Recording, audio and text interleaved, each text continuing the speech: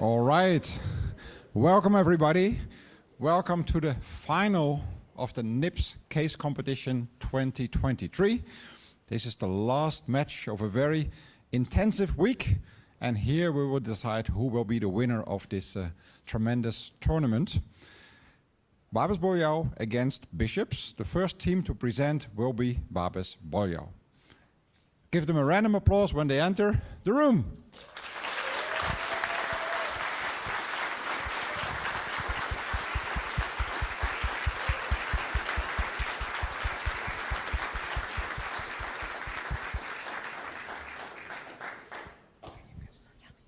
Before we get started with today's presentation, I would like to remind you all to please turn off your cell phones before we get started.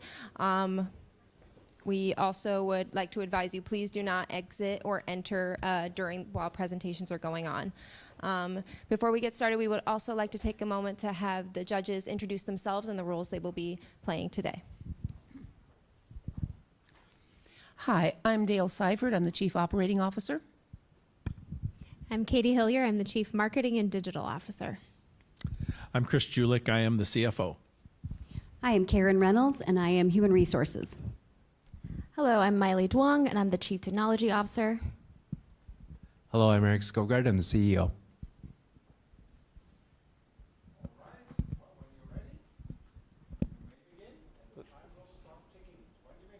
Let's do a mic check. Yes. Working? Yeah. Great. I would like to ask you something. Please raise your hand if you have ordered food online in the past month. Executives, this is the market that you have to capture, and this is the market that our strategy will help you capture in Colombia.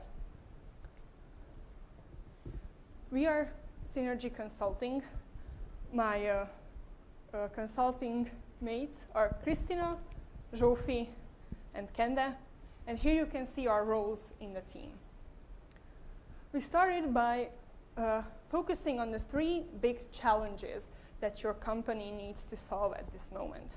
First of all, how to solve delivery in the future of your company, how to ensure your company has control over the delivery experience, and how to stick to the McDonald's way of thinking while preparing this strategy. First of all, we will suggest you to partner with Rappi, then become a shareholder in the company, and as our last pillar of the strategy, the McDonaldization and the data-driven decision is suggested. As a result, we will achieve that revenues from delivery will be 20% in 2022, a 20% share in Rappi, and improved online experience. Here you can see the agenda of today's presentation, starting with the analysis, then our strategic recommendations will come, the implementation plan, risks and mitigations, and if you choose to work with our consulting firm in the future, we also have some further suggestions on what we can do. Well, basically, when we started to think about what strategy would we recommend to you, our first idea that came up in our mind is to identify your core competencies. This is a really important step because with that we want to be ensured that your focus is on the things, on your strengths basically, from where your profit comes. So that's why we identified all your competencies. As you can see, your main focus should be on the fast service, ensured experience, and secured expected food quality, because these are the competencies, these are the reasons the customers choosing McDonald's. The delivery also has added value as well, because it also takes part in creating the experience, but the availability on the market is not that huge that can be outsourced easily, and it's better to be outsourced to highlight and focus on the main competencies, because they are your strengths. Yes, so we examined 3 alternatives. First of all, partnering with Uber Eats, then the partnership with Rappi, and creating, or more to say, improving your already existing own delivery system. So we took into consideration different aspects. First of all, the consumers' regional preferences. Colombian consumers want to support their economy and their neighbors, so to say, meaning that partnering with Uber Eats wouldn't be close to their hearts. The acquisition of data for potential further improvement in your company would happen in either partnership, but with your own delivery system, this potential is limited. When we looked at costs, first of all, operating costs and fixed cost of our strategy, we found that improving your own delivery systems comes with higher costs than partnering with other third-party delivery companies, and the potential acquiring of new customers also wouldn't happen on your own platform where only your company is present. For example, if somebody wants to order from a competitor on the Rappi platform, but that competitor can't fulfill their order, they will go to your company only if it is present on the platform. And as Kristina has mentioned, we also took into consideration the core competencies, which are also fulfilled in partnerships, because that's when the idea of food and fast delivery and convenience are focused on more. To support our decision, we also looked at some numbers. We created a decision matrix. Here you can see the aforementioned criteria, the weights. As I mentioned, we mainly focused on costs, the amount of data gained, because McDonaldization's one pillar is to base our decision on data, and also respecting the core competencies. And this way, Rappi came out on top, with Uber Eats following it. So basically, this is really important to think about what are the main expectations when a customer decides to order food, just to think with their heads. So look at the critical aspects. The good service, the good and fast food delivery should ensure the approximative time delivery. The food should be well prepared, the delivery should be fast, and when the local people decide from where to order, they are typically supporting local businesses as well. So furthermore, we analyzed and we came up with a strategy of highlighting the core competencies that should be capitalized on. McDonald's strengths, which your company can capitalize on, is data-driven decision-making, which requires big data and McDonaldization to standardize and to ensure the quality in every case, which requires control to optimize. So that's why we formulated that your company is in need of a partner who can give you the big data and be also flexible in order to make the partnership and the long-term growth work. Here we came up with a benchmark, basically Lime and Uber. Lime is a company who focused on introducing e-scooters that could be rented, and Uber offered them a contract with an initial investment and later on buying a share from their company in order to ensure that Uber this way doesn't have to focus on electric scooters, but further on the path, helping Lime grow, they can acquire a share from their company and this way make focus on their core competencies, which are taxing services. So that's why the benchmark is relevant, because your company shouldn't focus on delivering, but making sure to partner up with somebody who has the know-how and the big data needed to make the data-driven decisions that are crucial in order to make a good experience with the customers. And later on, to have the control over the organization, the partnership, in order to really grow and to have the capabilities on focusing on the customers. So that's why we advise you to make a frame contract with Rappi with a $1 million initial investment for a 1-year partnership, with the possibility of buying 20% of their shares for $44.4 million. We will get on that later, why it's the exact money. And that's basically a higher, we offer a really good price for Rappi. But how would this work, and how would the partnership work in the long term? The first thing a customer needs when ordering is knowing the status of the delivery. We don't want to live in shades. We don't want to just see like your order is on the way without knowing what to expect, how many times should we still wait, and what's the status of the order. So first, the customer wants to know when the order is accepted and the food is prepared. When they see that the food is getting prepared really quickly, they already trust McDonald's, the franchise of McDonald's and your company, that the food will be good. And then seeing that the courier was found and the food is on the way and the order is finally delivered. So we want to make sure with Rappi that this feature will be introduced in order to ensure the quality. Then we also, your company also needs to know that the couriers who deliver the ordered food are high quality, and there is no problem with the service offered. So in the frame contract, it also will contain that Rappi has to introduce a scoring system for the couriers, a 5-star scoring system. And only couriers with over 4.5 stars will be able to deliver McDonald's orders.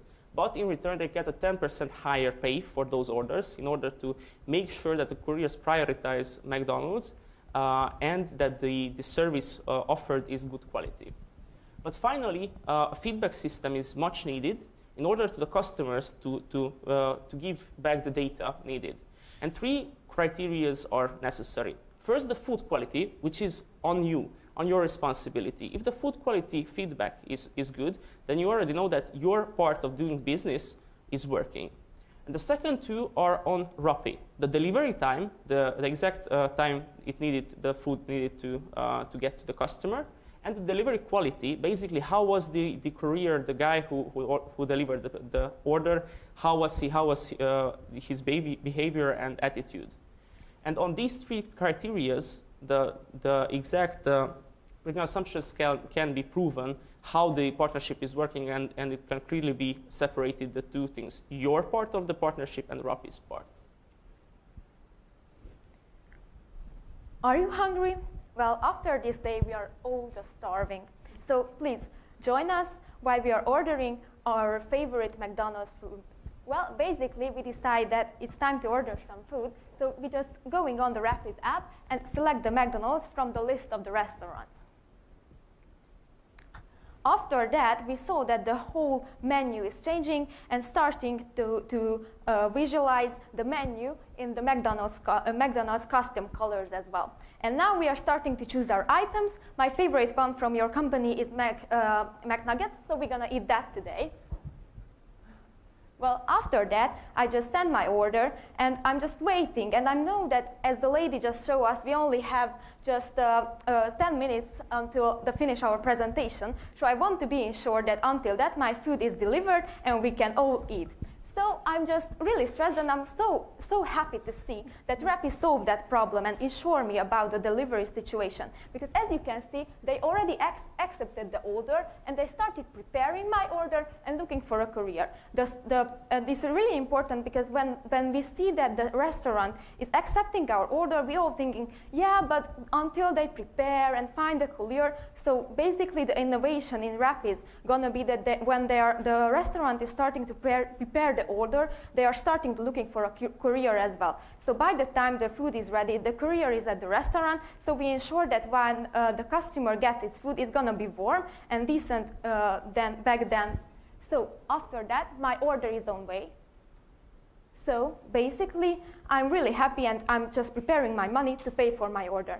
And after I receive my order and eat my good McDonald's food, I'm just opening the app again and seeing that there is the availability to rate the delivery alone and also the restaurant alone. And if something went wrong, I also can choose if the problem was with delivery or with the food. And then the app is going to give me an additional cashback, Rappi points, basically, Rappi credits, that I can use on my next purchase as an extra credit. But all stands on the contract with Rappi, so we want to get on that, what you would need from Rappi and what you should give to Rappi. The first one is to have McDonald's-specific app features. Basically what we talked about, the courier star system, the colors, the changing atmosphere, and the experience provided by the app. The second one is the three data analysts from Rappi working on improving the quality and the quality of the service when they deliver McDonald's products. The third is the courier rating system because that's how you can make sure that only couriers with the best feedbacks and best scores deliver your products in order to make sure that everything goes right. The fourth one is the rights of optimization to control over the deliveries of McDonald's. And the fifth one is the 20% share. So basically, when buying into the contract, buying into the company, you should focus only the areas which affect your business to make sure that you have control all over them and rights to optimize it. And what you should give is a $1 million initial investment when making a contract for a 1-year partnership. Then the buying of the shares after 1 year for $44.4 million. Then the McDonald's branding benefits, Rappi can capitalize as an emerging and startup business in Colombia. And the fourth one is the McDonaldization's unique competencies, basically to standardize and to optimize the app and the company, Rappi's company, in the long term with the help of a proven business model. We want to go to the implementation plan. We first planned with the planning of the contract, which should be started immediately. And by planning, we mean that planning and outlining the contract offered to Rappi, also planning ahead with other alternative contracts for other delivery companies, and making sure that in the last case, we also have a contract offered for Uber Eats, if just in case, to make sure that there are multiple alternatives for contacting a delivery company. Then the implementation of the contract will begin in order to outline and negotiate the terms with the delivery company. And after 1 year, the deadline is set to make sure to start the partnership, the 1-year partnership. And then after the first year, to buy the share and start capitalizing and building up from that. With the app development, we recommend you to start developing the app before the contract is ready, so that every alternative, every feature is already worked out in order to implement it when the contract is ready with the delivery company. And then to optimize it and further improve in the first year, focusing on the first year, and after that to make the continuous flow of improvements on optimization.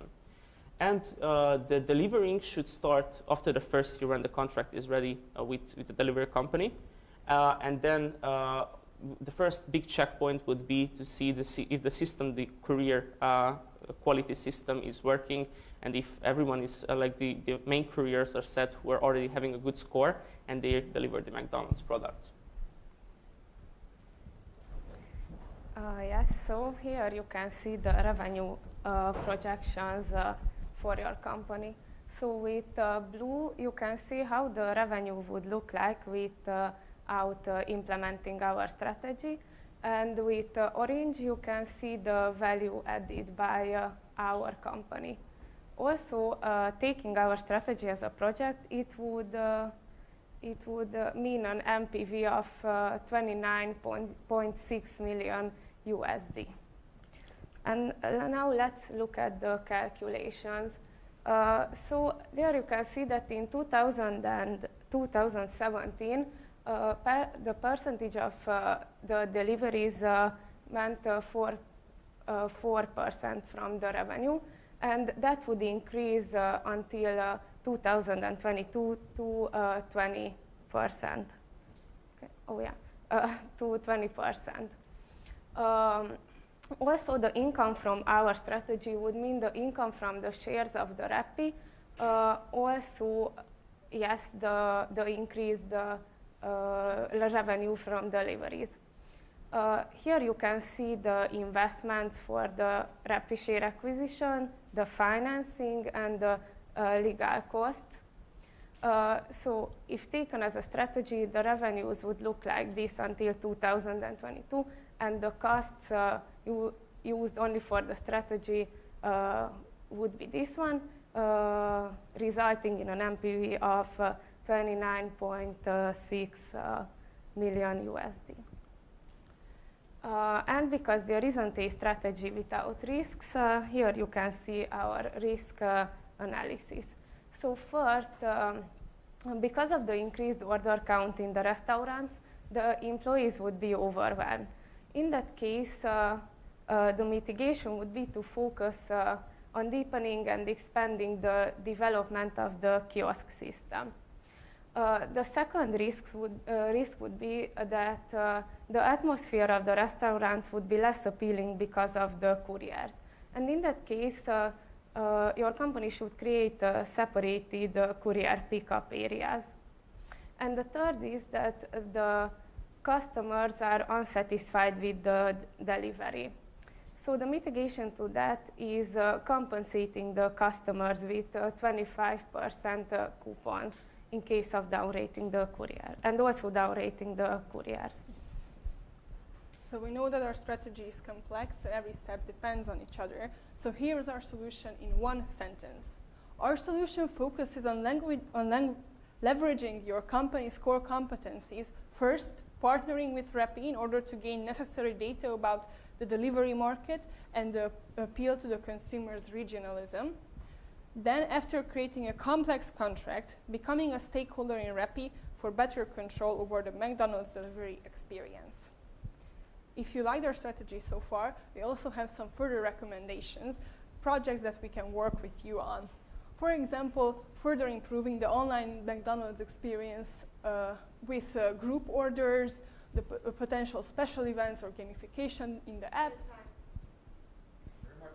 Thank you.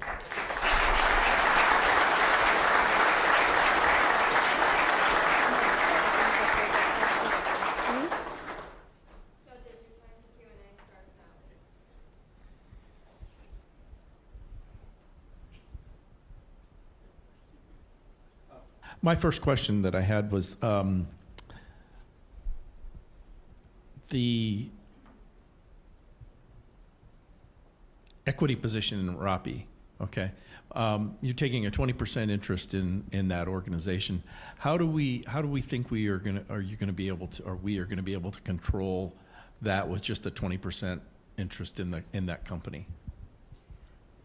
Yes. Can we go back to the contract slide? Of course.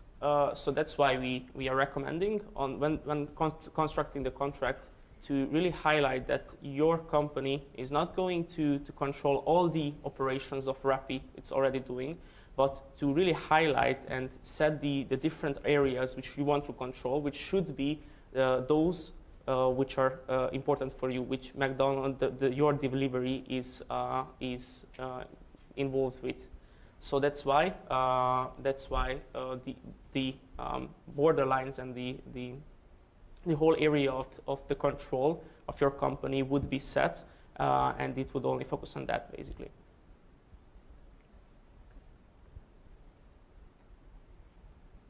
Oops. Can you put that back, please? Sorry if it's on. You identified that control is an important issue, but you also are recommending letting go of that control. How are you addressing, from an HR standpoint, the best customer service, the training of those employees, selecting the best employees when you are using an outside company? Yes, that's also one of the main things we focused on when constructing the contract. That's why the career feedback system is implemented, so that after time, careers get a score for every delivery they get. Even it can be like a McDonald's delivery or other delivery, but they also get a score out of star out of 5, and couriers with scores below 4.5 would not be able to deliver McDonald's orders, and that's how it would be made sure that the courier service is the best as possible.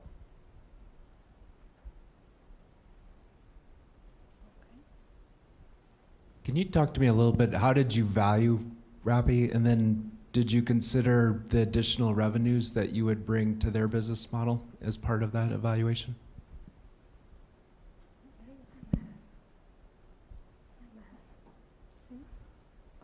Yes, so in the case it was written that Rappi is valued on $185 million currently at 2017, so we estimated that the value of the company will grow at 10% each year.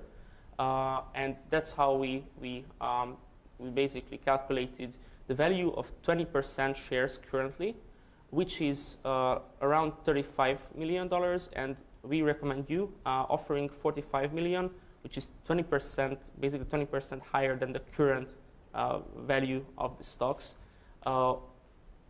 together with the $1 million initial investment.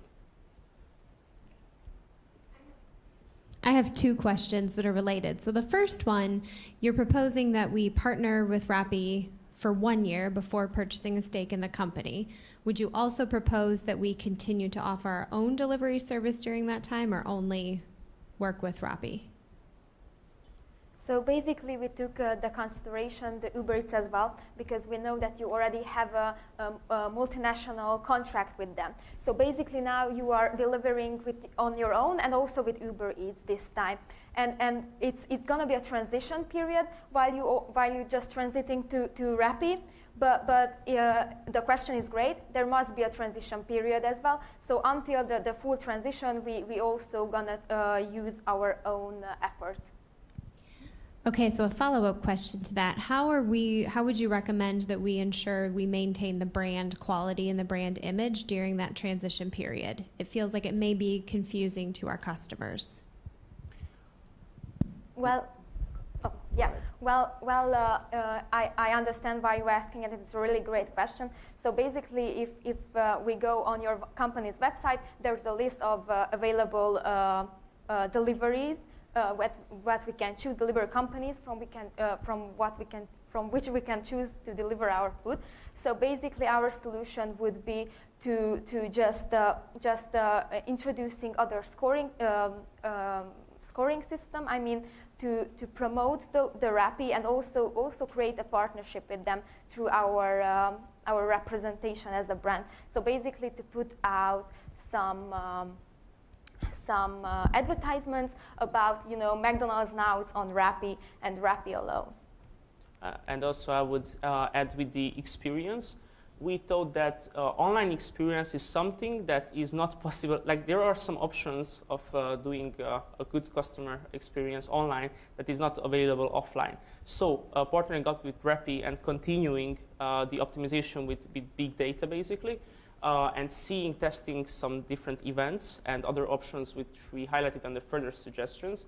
Some new experiences could be created for McDonald's that are not available without having the data, the amount of data needed in order to analyze and test precisely what is working and what are the main issues. So I believe in the implementation timeline, you mentioned that you suggest that they start the production and the app development prior to the contract being signed. So then moving forward from that, who do you foresee is the sole person responsible for bugs, crashes, maintenance on the app if there's any issues that arise? Yes. With the responsibility would be shared between Rappi and your company.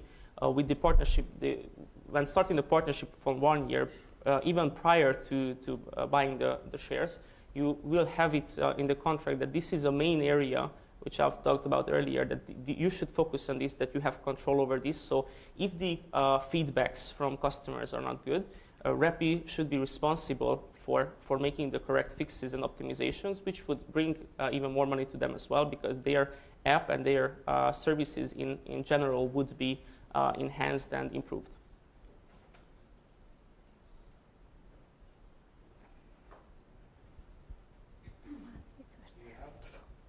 As you analyze your risks, do you have concerns on how McDonald's will accept this strategy? And part of your solution is integrating into McDonald's data. Did you discuss that and share your thoughts with me? Well, basically, yes, we thought about as well, and we have also benchmark for that. So basically, in our hometown Cluj-Napoca, there is 2 main delivery services. Bolt Food, which is kind of like Uber Eats, so it's basically Bolt is a taxi company, and also they have their separate food delivering part, and also there is also Glovo. And the KFC solution was like, basically they had a contract with Glovo, but when Bolt Food entered the market, they started, and Bolt Food is a national company, so a local player. So they started to contract with Bolt Food as well, and now they are really it's a really beneficial contract for them, because now when I want to order some fast food, maybe I think I want McDonald's or KFC, and I go to the Glovo app, and I'm just looking, well, there are not enough couriers, so I can't order from Glovo McDonald's. So I need to, but I really want to eat fast food. So I go on the Bolt Food app, and I see that there is the option of KFC. So then I'm going to choose KFC. And one additional question, like the McDonald's, how would they approve the acquisition of stocks? One of the key drivers of revenue and profit for the international McDonald's brand is basically the capital in different companies or sub-companies or other services. And that's why this would be a long-term investment as well, because Rappi is doing good. It's booming, started booming as a startup, and it's projected that they will be the main player, the main delivering player in Colombia. So McDonald's would be able to capitalize on that as well.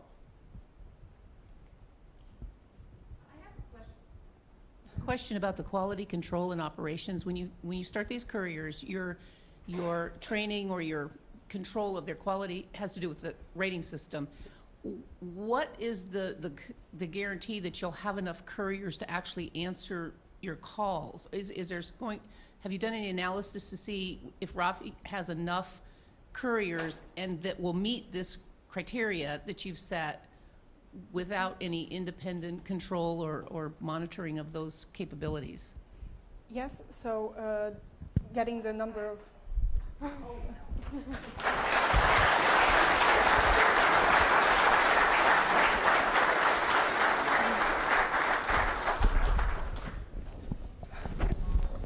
We have a 10 minutes break now. 10 minutes so the judges can write something down. So let's be back 35 sharp. Otherwise you cannot enter the room anymore. 35. 5:35.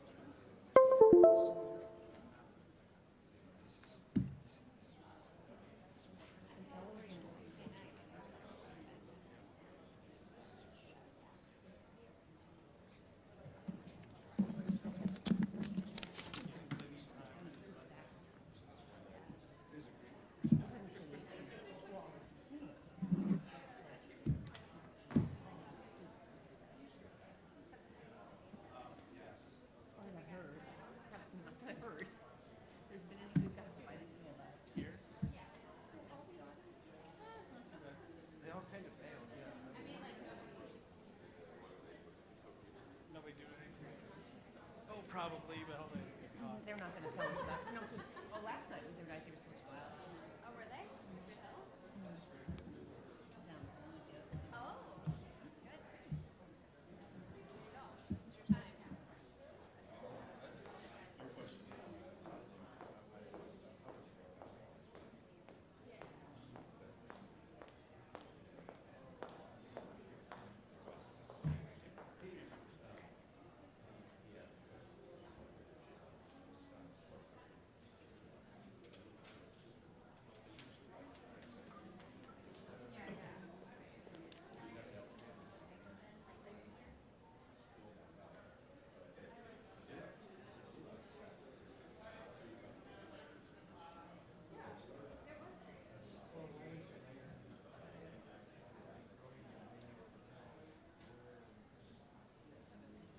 If you want to join them for a few minutes, you can.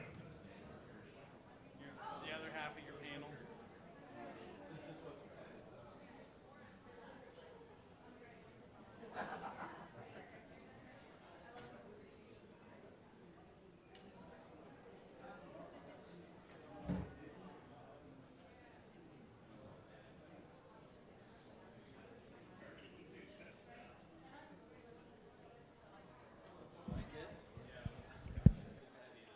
I know.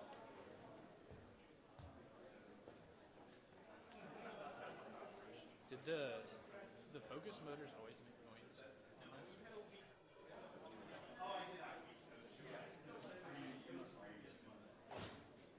Because that doesn't have a ton of miles on it. It's not noticeable. It's like if you're in a dead center. It's not.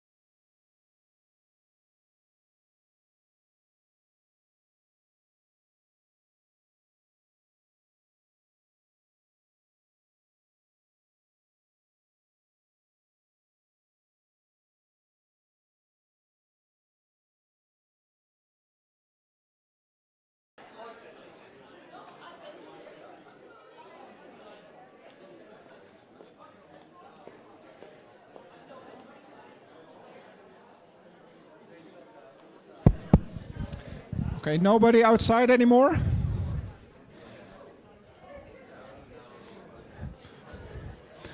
All right, then, exact the same procedure. Bishops, you may enter the room and give them a big applause. Bishops.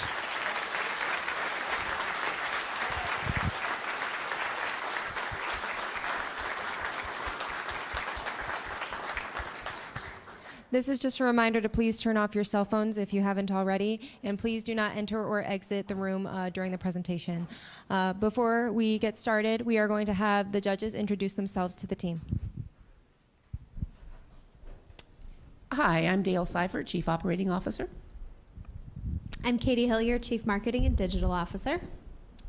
I'm Chris Julik. I'm acting as the CFO. I'm Karen Reynolds. I'm acting as Chief Human Resources. Hi, I'm Miley Duong. I'm the Chief Technology Officer.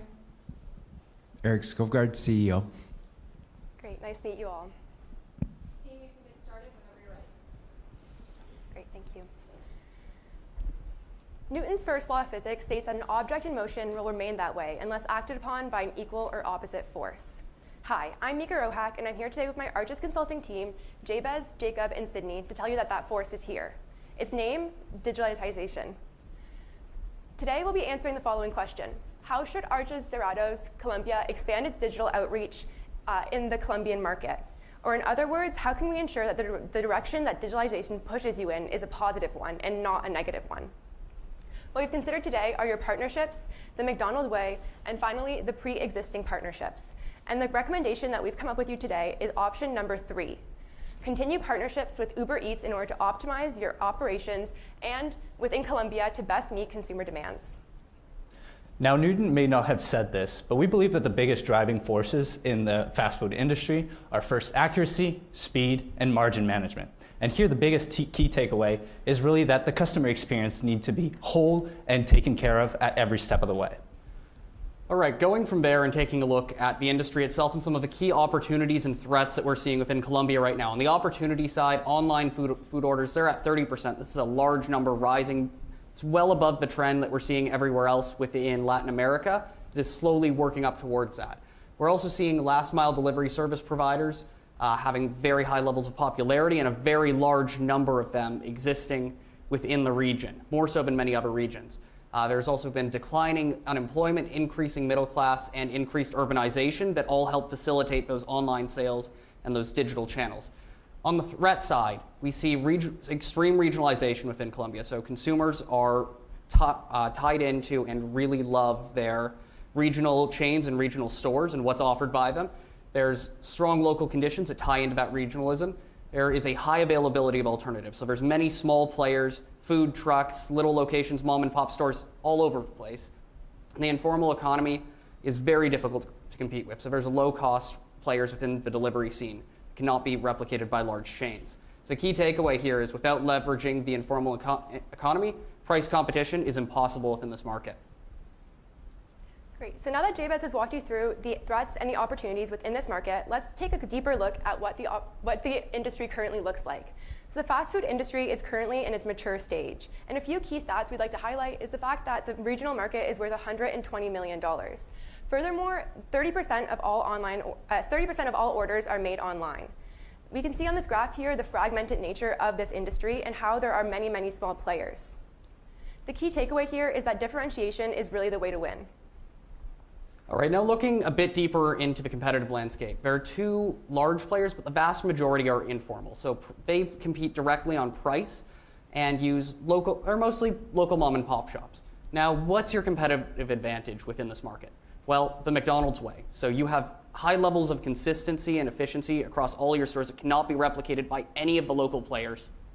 And your technology is unprecedented within the market. Those tablets at your locations that people can tap in, that's an experience that cannot be replicated as of yet. Now, the key takeaway here is that Colombia does favor local brands, but you differentiate yourself from them already. So I'm going to walk you through some strengths and weaknesses of your company. So starting off with some strengths, 6% market share in Colombia. Like my colleagues have mentioned, this is a huge number in terms of the amount of fragmentation within the market, as well as the evaluation of delivery process through KPIs. This can be expanded on in the future. Some areas of improvement would be the high turnover rate, 60 to 70%. Of course, those come along with high training costs, as well as high employee absenteeism. This is something we will want to mitigate in the future. So our key takeaway here is employee retention and standards needed improvement. So looking at some resources and capabilities, the main resources that are included would be your high levels of cash on hand and the large amount of employees you have. Some capabilities would be the very sophisticated storage system and inventory management ability.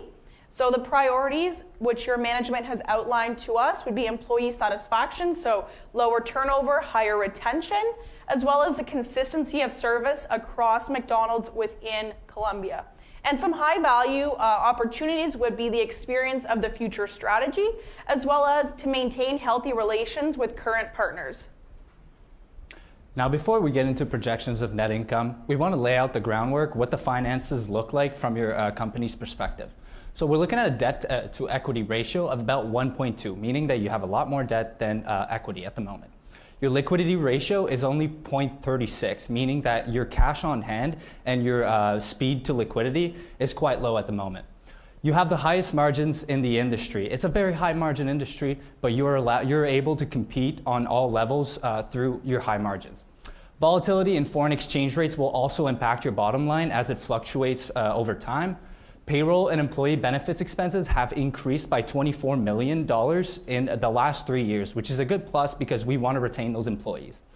Cash from operations right now in 2017 is at about $255.2 million. So if we get into that projection of net income, right, we have a target by 2022 of 151 million USD. And that was calculated through a CAGR of 3% based on GDP growth over the last 3 years. So before we dive into our recommendation, I think it's important to take a step back and take a look at the stakeholders involved in our decision. So the first of which is Tyler. He's a delivery driver and he's looking for a consistent stream of income. He already has other jobs and he's a member of the gig economy. On the other hand, we have Carlos and Kelly. They're a middle income family and they're looking to order food frequently online. They're looking for consistent experience, something fast, something convenient, and something that they can count on every single time. They want strong after-sales support, and they want to make sure that their food gets there every single time, and they do not want to wait for it. So keeping these two stakeholders in mind going forward is going to be important. The key takeaway here is that stability is paramount for both these stakeholder groups. So now I'm going to walk you through our 3 alternatives, but first coming back to our strategic issue. How should Arcos Dorados Colombia expand its digital outreach into the Colombian market? So we have 3 main alternatives. So using the platform Rippy to use order management and delivery. So this allows for a high order volume as well as it's already entered the Colombian market. However, it is unpredictable and is not aligned with the McDonald's way. Second of all would be using McDelivery, so a digital platform to reach customers directly who already use McDonald's. So there's no commissions in this area, which gives McDonald's more control. However, it's been historically unprofitable within Colombia, as well as there's limited market knowledge. And option 3 would be to use Uber Eats, which McDonald's in the US is going for. So some pros to this is existing partnership, which I just mentioned. It's scalable and there's already strong existing data structure. However, it is a large margin cut and gives partial loss of control. So we built a decision matrix based on these criteria in order of importance. So the main criteria we looked at were the adherence to the McDonald's way, customer experience, customer adoption, profitability, as well as proof of concept. And you can see that Uber Eats option 3 meets almost all of these criteria. So we'll be moving forward with this alternative. Great, so starting us off, I'm going to walk you through the 4 steps of our recommendation, starting with change management. In this step, we're going to be accomplishing training as well as managing change. Next, we're going to be diving into marketing. And in this step, we're going to be launching a marketing campaign to make sure that everyone in Colombia knows the amazing products you have to offer. The next step is going to be opening up the ghost kitchens. And in this step, we're going to be collecting data in order to better understand the landscape that you are operating in.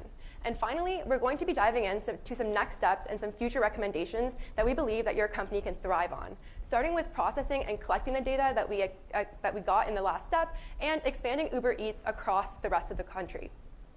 So, diving into our first step, change management. Who is going to be affected by this? Well, we recommend that you continue on with your top-down approach, or like you like to call it, the cascade approach. You have over 79,000 employees, so we know that this is not an easy feat. However, we believe that if you start with upper management and trickle your way down, you can really accomplish great things. And in order to facilitate this, we're going to go ahead and hire a change management manager in order to oversee these changes across the organization. So what is the change management going to actually consist of? The first step is going to be creating a perception of crisis. We want your employees to understand that complacency is no longer an option, and going online is essential to the company's survival. And the next step is going to be creating stretch targets, some short and medium-term targets that your employees can easily achieve and feel a sense of momentum and a sense of optimism for this upcoming change. And finally, we're going to be introducing some organizational training initiatives in order to make sure that everybody is on the same page. So the overall why we are doing the change management is to ensure overall buy-in for all your 79,000 employees. Once again, this is a massive number of employees to include in a change management campaign. So we really want to make sure that every single employee knows why the change is happening, how they can help the change happen, and most importantly, what their steps are in order to ensure that they are helping the organization thrive. The last step is to make sure that every employee understands this change from top to bottom. So what this is going to do in order to leverage the opportunities and the strengths that we mentioned earlier on in the analysis is going to leverage the availability of inexpensive labor and the existing KPIs that your organization has already laid out.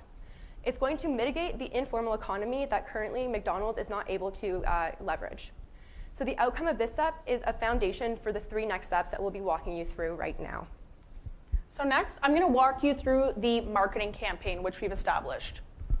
So looking at the marketing campaign to showcase the Colombian way by Colombians. And so we will be using drivers we've hired specifically in Colombia so to work on the management as well. So specific cultural sauces will be used for the first 100,000 orders, so you can get a specific things that you want from Colombia in order to feel more authentic and like you're going to a more local restaurant. So we will be doing this through full market coverage, so a mass media campaign. There's no specific target market. We're going for Colombia in general to get more people interested in the Uber Eats app. So this will be done through the exclusive offering on the Uber Eats app, as well as Facebook to run the ads to include what we'll be offering, where it will be offered, and how to order your favorites on the Uber Eats app. So Facebook will also be used to run surveys. What products you really like, what products that are new that you'd like to try. And this is to drive adoption of this app. So why do you love Uber Eats and McDonald's? We'll be running a contest for a chance to win free fries for 1 year. This will be done to get more people using the app, getting more awareness, etc. So this leverages the increasing middle class, a lot more people who want to try Uber Eats, who download the app on their phone, get McDonald's to their house as quickly as possible, as we mentioned in our target market. And it mitigates the regional economy. So overall, we want to have a feeling of locality, familiarity, and exclusivity when shopping at McDonald's. All right, diving into the next area. This is where you're going to be collecting a lot of data and being able to plan out what's going forward, starting with Ghost Kitchen. So what is a Ghost Kitchen? Before I go into any of the details about what you're going to be doing, a Ghost Kitchen is a store that creates food orders directly for shipping either online or through any other meal delivery program, and does not have an open storefront. So these are purely for handling just orders to go directly to consumers. So what are they? These are going to be 2 restaurants and 2 dessert locations. So just tackling your 2 largest markets within the region. So what are they going to be doing? They're going to be used for testing different procedures and different operations within these locations. So packaging and other demands and processes to figure out the most efficient way to both package, deliver, and send out items to the Colombian market immediately. So what will this do? It will leverage last mile delivery service providers, populations, and high product standards within those locations, as well as mitigate that regional economy, and really give you an understanding of the market through leveraging data tools, both through the Uber platform and through your own sales and McDonald's information. So going from there into the next steps, processing and collecting that data, and then your expansion going forward. Now, first off, data leveraging. So this is where you'll be expanding your ghost kitchens and updating your new processes and training based on the data that you've collected within these ghost kitchens and running these tests across them to figure out what works best in each of your locations so you can further expand it and apply it to everywhere else within the country and Latin America as a whole as they reach those digital order targets going forward.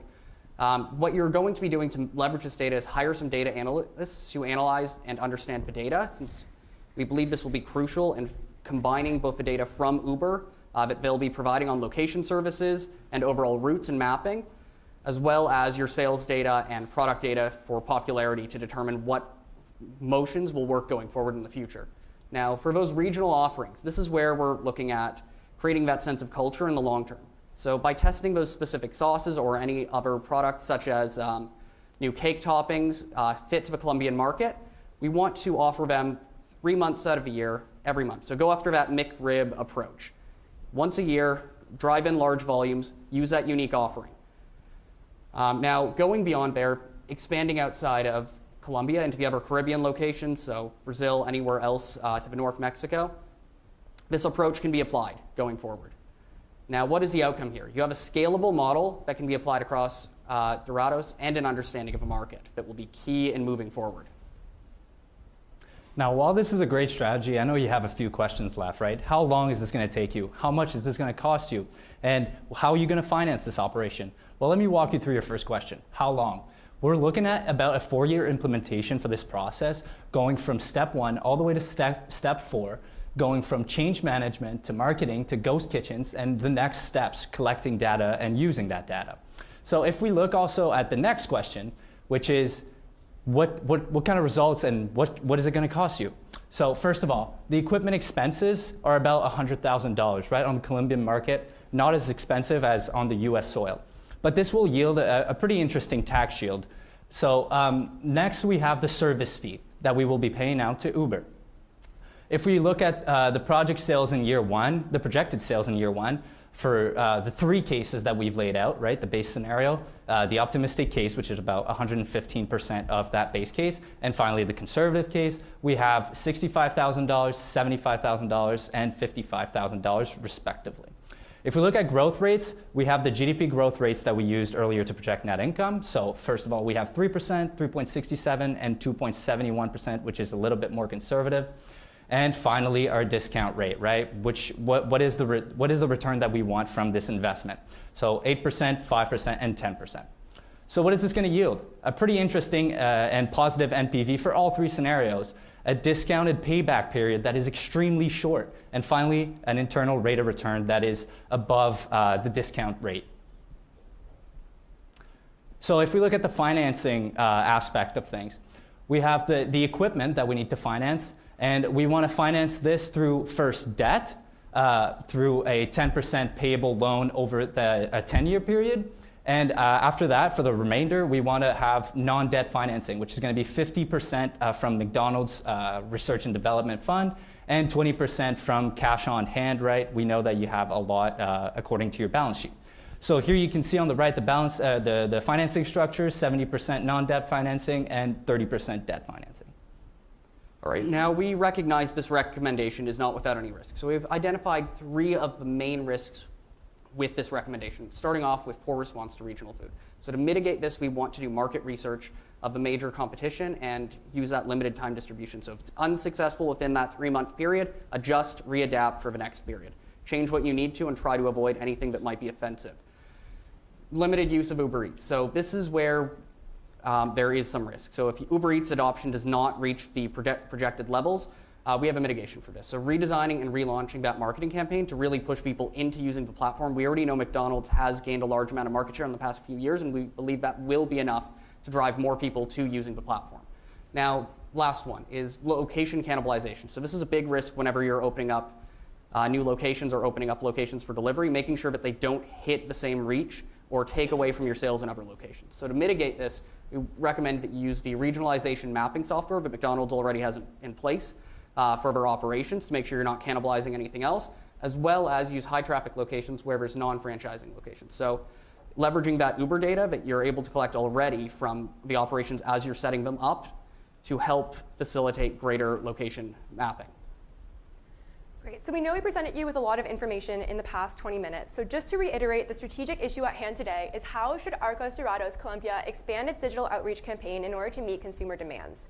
And we believe that our recommendation going forward with Uber Eats will have lots of positive outcomes that can be measured through the following KPIs. Starting off with number of orders per day. We will be measuring this through, obviously, the number of orders placed on Uber Eats every day. And we believe that we can accomplish 10,000 orders daily across the country by the end of year 1. The next KPI is accuracy, and this is going to be measured through the number of 100% correct orders. And we believe that we can reach 99% accuracy with the standardized methods and processes that we've put in place in our recommendation. And finally, in terms of customer satisfaction, we believe that we can reach 100% customer satisfaction using Uber Eats' aftercare sales process. But now let's check in with the two stakeholders I introduced you to earlier on in the presentation, Tyler and Carlos and Kelly. Tyler was looking for a consistent stream of income, and he's a part of the gig economy. Our recommendation will be in that he can choose his own hours and have a steady stream of income from Uber Eats. Carlos and Kelly, on the other hand, they were looking for a convenient, fast, and consistent way to get their food. And our recommendation will allow them to get their food consistently and easily through the app. Thank you.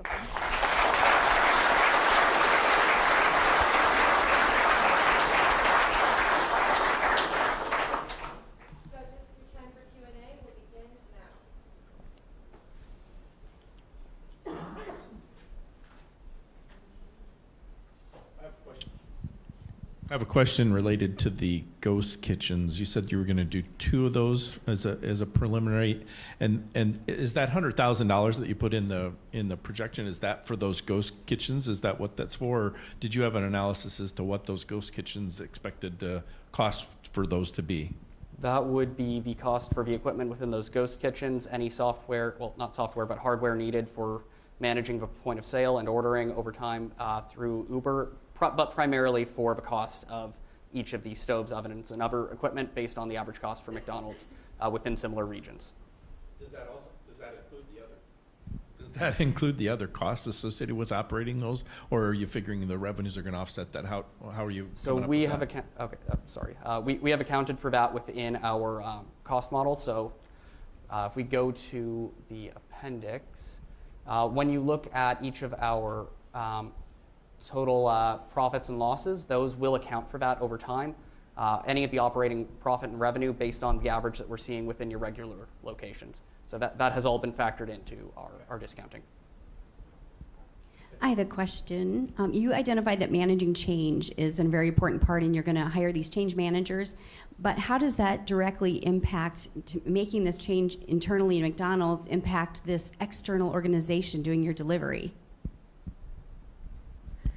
So the reason that we're managing change so consistently and so thoroughly is because we want to make sure that the employees that are currently with McDonald's are being supported throughout the entire change process. The delivery drivers that are with Uber are part of the gig economy, and they work for Uber and not McDonald's.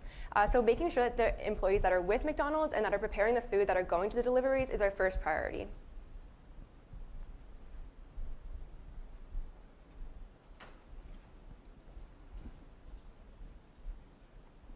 As you analyzed Uber Eats, what do you perceive to be the barrier to entry for the rest of the marketplace? Why will they not just quickly follow you, and market shares will just stay at the same percentages as they all move to a new marketplace?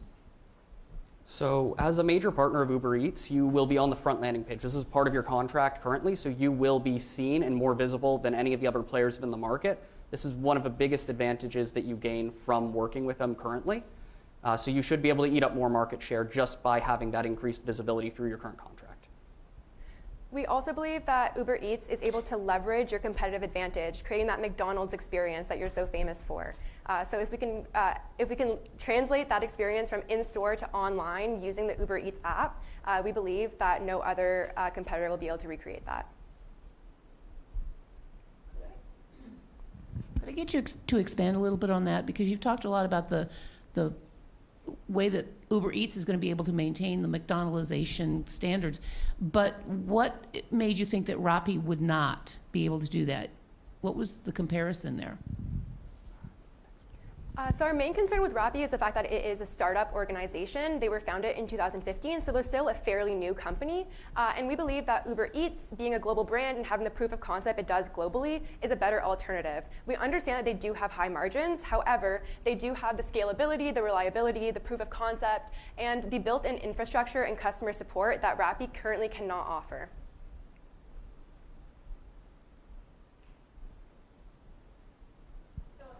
A follow-up question to that then. Rappi is a Colombian local company. Did you think about the opportunity to leverage the global brand of McDonald's partnering with a Colombian startup and the advantage that that might bring? We definitely consider that advantage. However, once again, we believe that Uber Eats, being a global brand and having that proof of concept, was much more valuable than the fact that Rappi is a Colombian brand. Furthermore, we'll also be leveraging Colombian locals, and our marketing campaign really focuses on the fact that this is this is in Colombia and it's being delivered by Colombian delivery drivers, which we believe will have a similar effect and a similar sense of familiarity and locality as Rappi.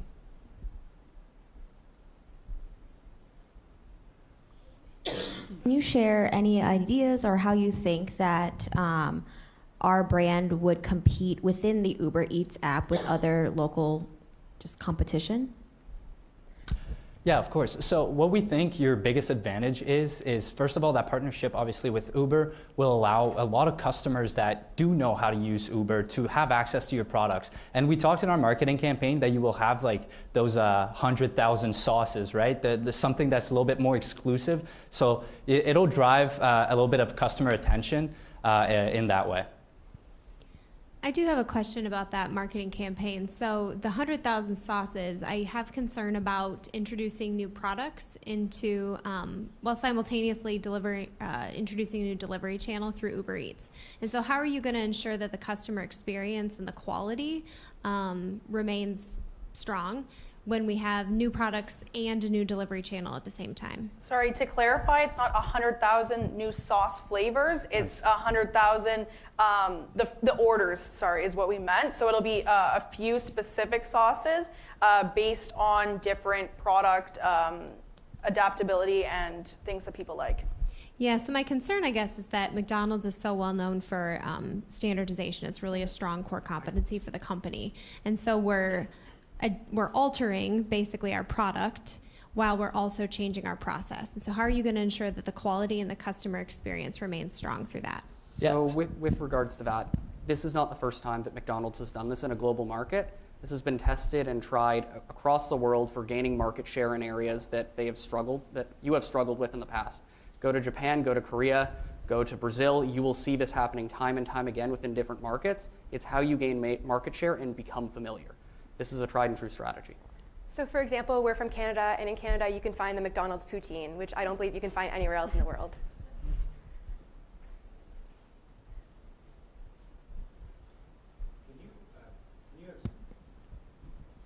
Can you explain your ghost concept to me a little bit more? Is this truly a test kitchen, or are you changing to a new delivery channel? So it's a combination of the two. First, it's a test kitchen. So collecting data on what processes work best within this market for hitting what customers are looking for. But beyond that, if it is very successful and generates a large amount of sales going forward, it can be expanded as a program for just direct sales, as a direct sales channel. Operationally, it's more simple to manage than a store with cashiers at the front and all of that other customer demand and people going in and out. The only people going in and out are delivery drivers and employees.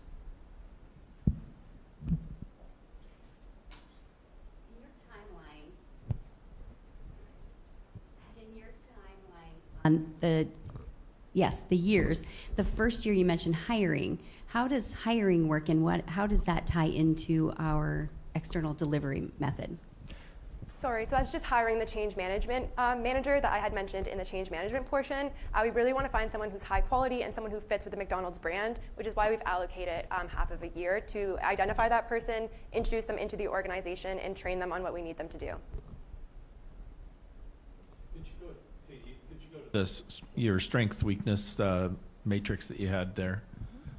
You had to go over that pretty quickly, so I wanted to see that for a second because I think I had a question on it. 'Can you explain your ghost concept to me a little bit more? Is this truly a test kitchen, or are you changing to a new delivery channel? Can you go to So did you look at what you thought you might be able to obtain in the marketplace? You know, 6% currently. Did you look and do analysis as to what you could forecast in terms of capturing the marketplace as a percentage of the market?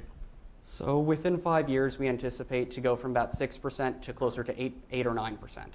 So still pretty fragmented market then, right? Yes, but we are anticipating to get to a closer comparison to what you see in other Latin American markets, as opposed to where you're stagnating behind within Colombia. Okay, thank you.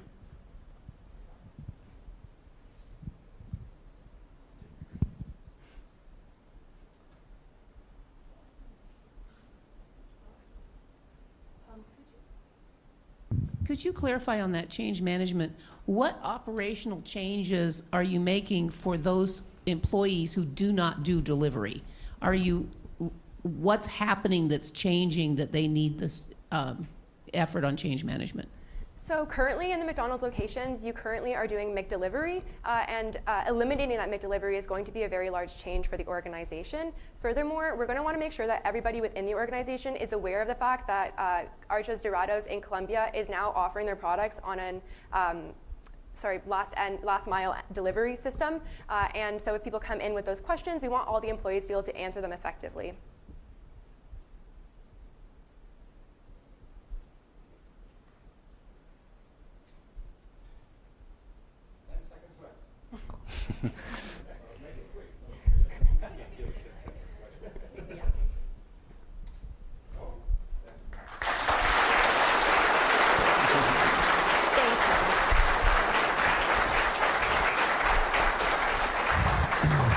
Well, thank you. That concludes our final. And of course, the result will be announced later tonight. So may I ask you to proceed to the next room, the other ballroom, where a lot of surprises and Chris will be waiting for you.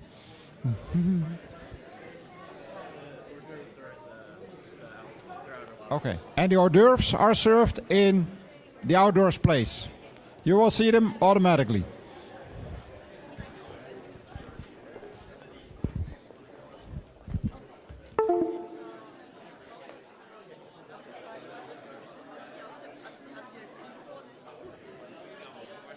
I